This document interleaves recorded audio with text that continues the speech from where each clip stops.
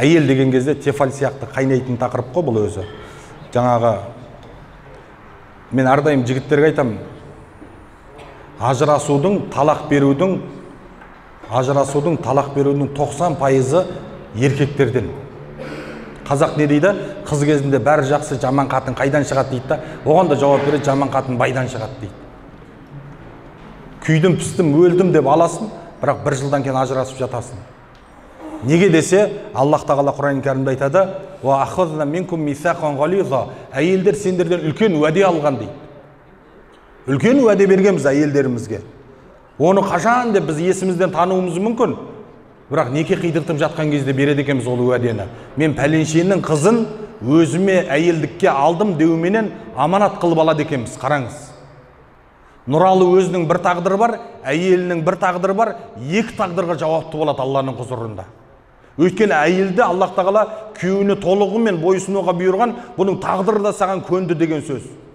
Сол сияқты сенің 5 балаң болуы мүмкін, ол кезде сен 7 адамның тағдырына Алланың құзырында жауапты боласың.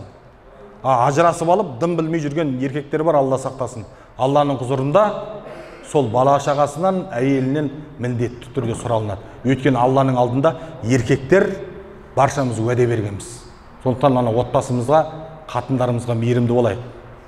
Тікенек еккен адам, жантақ еккен адам ешқашан бидай орып ала алмайды. Ешқашан бидай орып ала алмайды. Әйеліңе жаман сөз сөйледің ба, әйел саған жақсы ниетте болмайды. Әйеліңді ұрдың ба, әйелің саған ешқашан ішінен жақсы ниеттес болмайды.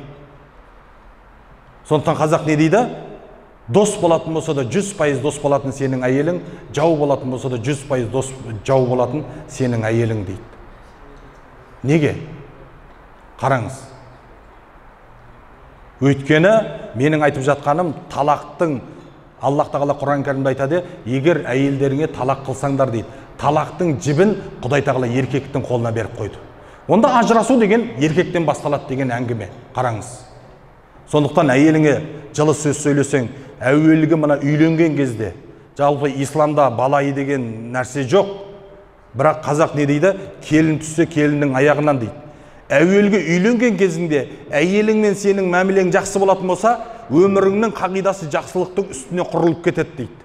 Әуелгі әйелің үйіңе түскен кезде соны ұрумен бастасаң, жаманшылықтың үстіне сенің өмірің құрылып кетеді дейді. Неге десең, анау әуелгі үйленген кезінде бір-біріңе сыйлық жасап, жақсы сөз сөйлесең, 10 жылдан кейін, 5 жылдан кейін әйелің аңсап есіне алып отыратын. Ой, сен үйленгенде маған мынандай сыйлық жасайтын ең, мынандай қылатын ең деп аңсап, өмірі сол жақсылықтың үстіне құрылып кетті.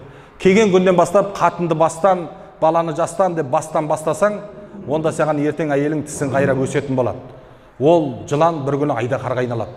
Айдақарға айналған кезде сен өзің танымай қаласың, күшің жетпей қалады, сосын сен жұтады, сосын қайын жұртына барып құсады деген әңгіме ғой енді.